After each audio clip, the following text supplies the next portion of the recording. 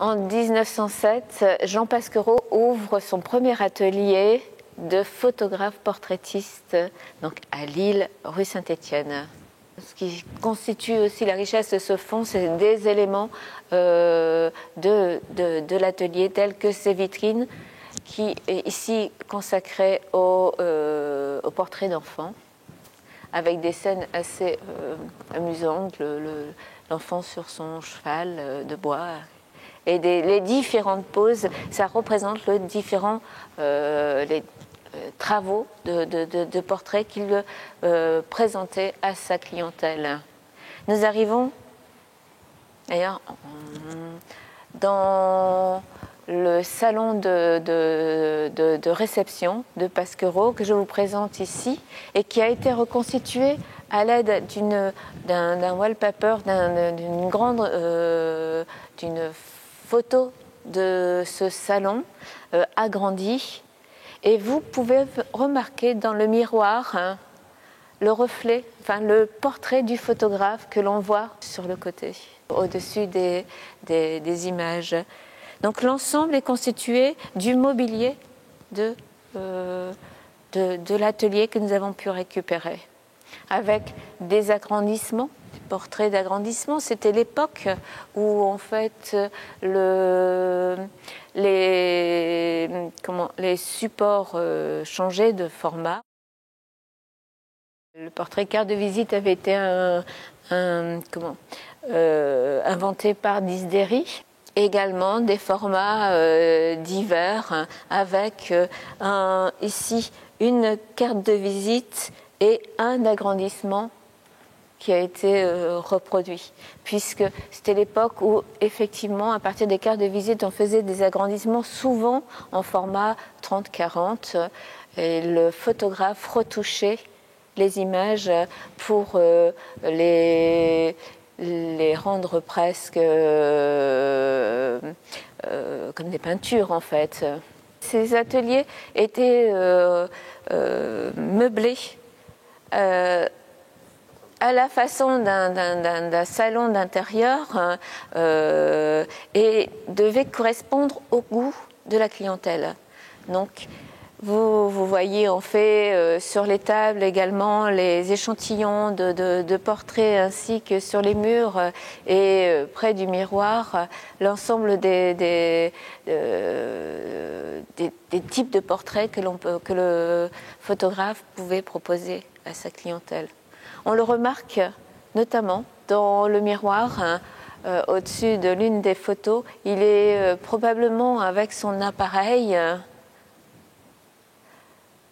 dans l'attente de la préparation, dans l'attente d'une prise de vue.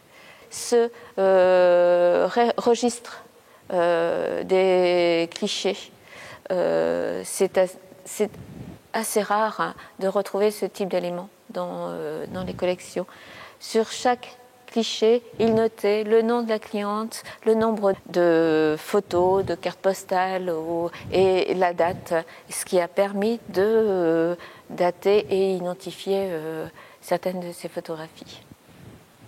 Alors nous avons également voulu mettre en valeur le matériel de l'atelier.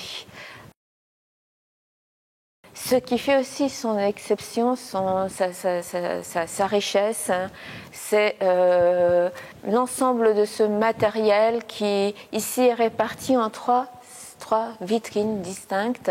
Vous avez le matériel correspondant au laboratoire avec les produits.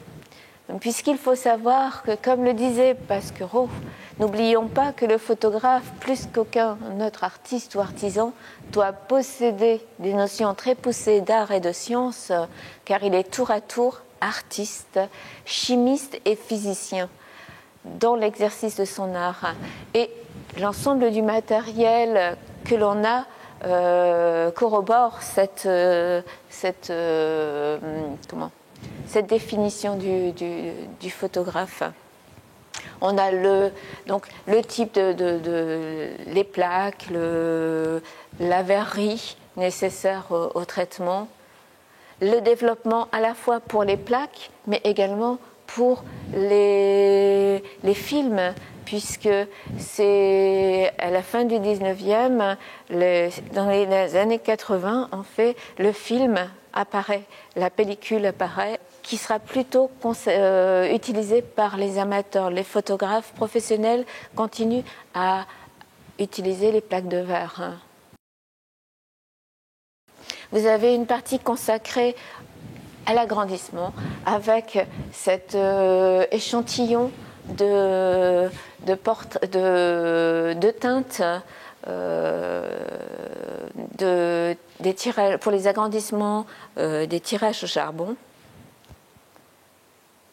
Et donc un agrandisseur en 3 parties qui lui permettait d'obtenir d'une carte, d'un portrait carte, un tirage en 50-60. Et quelques exemples ici, vous avez une photographie montrant les étapes de retouche. Donc vous avez ici en fait un groupe de pompes destinées à l'alimentation en eau potable d'une grande ville qui est prise au sein dans l'installation dans l'usine, et vous avez au-dessus cette image retouchée ici à l'aérographe. Pour retoucher, il retouche en premier le négatif. Donc on voit ici on fait sur le pupitre à retouche un négatif qui est en cours de retouche. Il utilisait des caches, il utilisait de la gouache afin de délimiter les objets. Et ensuite il travaillait, il pouvait travailler à la plume, au crayon gris, avec divers ustensiles, mais il travaillait également avec l'aérographe. On voit ici, c'est l'objet qui est représenté à côté de l'ouvrage. Vous voyez que dans le fond, nous possédons également pas mal d'ouvrages professionnels. Donc là, ici, un catalogue de fournisseurs et quelques documents là plus spécialisés. Ici, nous pouvons découvrir en fait l'atelier, une évocation de l'atelier tel qu'il était à l'époque, avec une très belle toile de fond qui provient d'un peintre parisien. Et l'on retrouve la colonne, le tabouret, les différents éléments de décor qui permettaient de mettre en scène la clientèle. Que l'on retrouve en fait, ce décor que l'on retrouve dans ces 2 photographies, dans ce wallpaper d'une actrice qui est très à l'aise. Ou parfois, en fait, le décor était simplement présenté sans mobilier pour mettre en valeur la tenue. Très vite, lorsqu'il s'installe en 1907, Jean Pasquereau doit diversifier sa production en raison d'une concurrence importante de plus de 40 ateliers installés sur l'île. Il diversifie par les technologies, nouvelles technologies qu'il effectue et propose des portraits de vie courante ou d'événements. Il varie ses activités de portraitiste en produisant des portraits un peu plus originaux, comme celui de ce comédien, où l'on voit une série d'expressions et qui ont été prises en 1928, pour arriver par la suite à la photographie industrielle.